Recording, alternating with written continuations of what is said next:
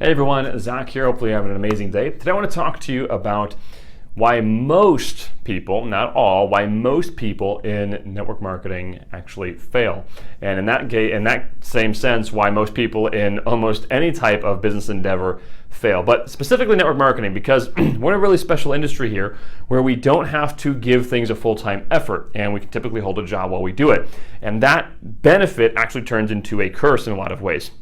The main reason is this. The 80-20 principle in this regard is this. There's an opportunity cost to each and everything that we do and don't do.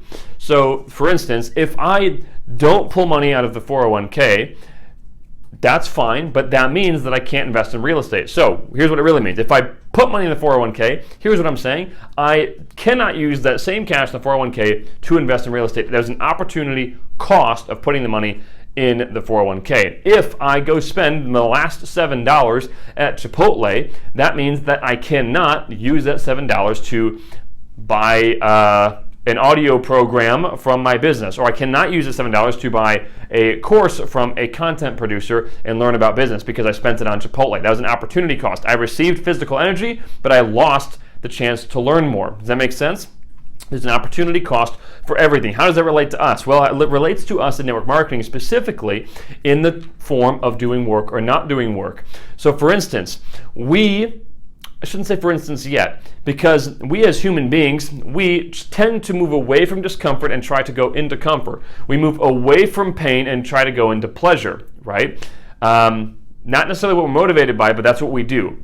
We move away from discomfort into comfort. So if I have the opportunity to go build a funnel, if I've got 2 hours and I can use those 2 hours to go build a funnel for my MLM, or I can go talk to people, applicants that came in from my funnel, and try to get them in network marketing, that is something that I can do with my 2 hours, but that's uncomfortable. I don't know what I'm doing with a funnel. I don't know how to set that thing up, or I don't know how to talk to anyone. I don't really know what to say, whatever. It's uncomfortable for me. What is more comfortable? Sitting on YouTube, right? Getting distracted, going on YouTube, and 3 hours later eating a slice of pizza.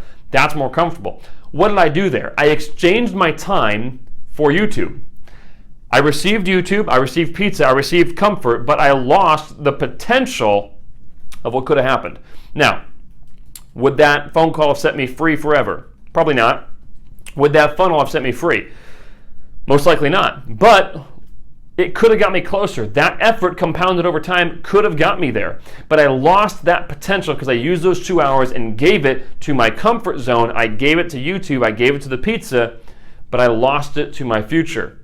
And this is the trade that most networkers make all the time. Now, people in full-time business don't necessarily make this mistake that often. Why? Because they got to make some money, dude, right? Like if I'm full-time in my business, I'm not saying network marketing, I'm talking about regular traditional business. I'm full-time in my business. You better believe I'm not scrolling on YouTube very often if I need to feed the kids. I'm going to go out there and do what I need to do.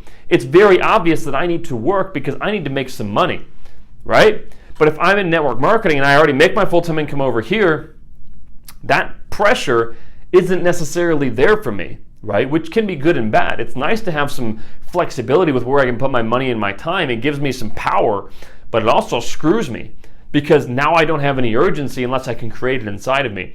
How do you create it inside of you? You get in your picture, whatever you're motivated by, pleasure or pain. You're motivated by one of them. Most of you watching are motivated by pain.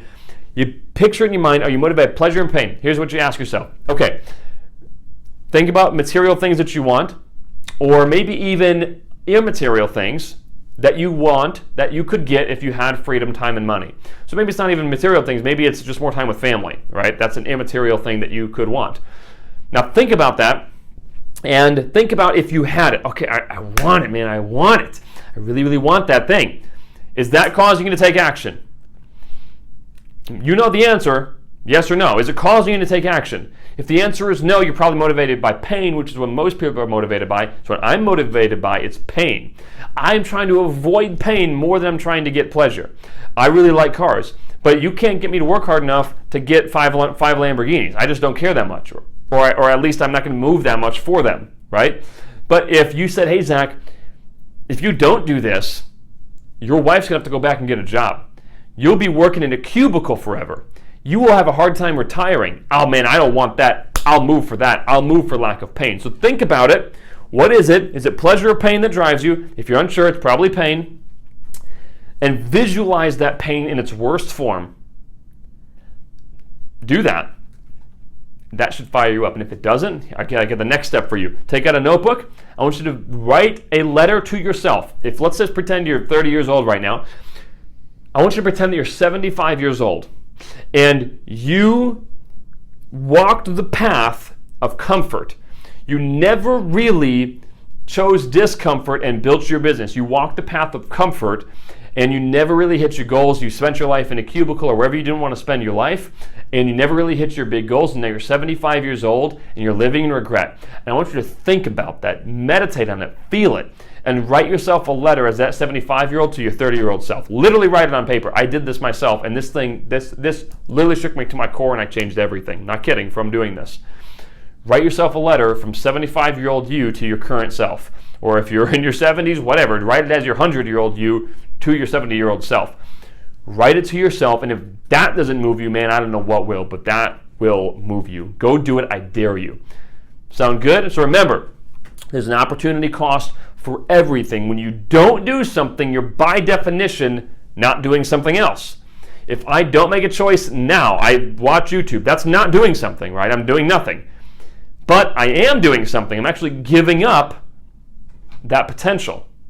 It's a conscious or an unconscious choice. It doesn't matter. The universe, God, whatever you want to say, does not care whether you made that choice unconsciously or consciously. You made the choice. You receive the consequences, whether it be a good or bad. Does this sound good? All right. Well, anyway, this helped you. Do me a favor, like, comment, and subscribe down below. Typically, we talked about using funnels for MLM sales processes. If you want to talk more about that, you can join the private discussion group right down below, mlmsalesfunnels.com. And if you want to know how we use funnels in an automated fashion and a leveraged fashion to build our business, go to mlmrebelsblueprint.com. We'll show you exactly how we do that, and that's totally for free to read. That's mlmrebelsblueprint.com. So with that, hopefully you have an amazing day, and talk to you soon.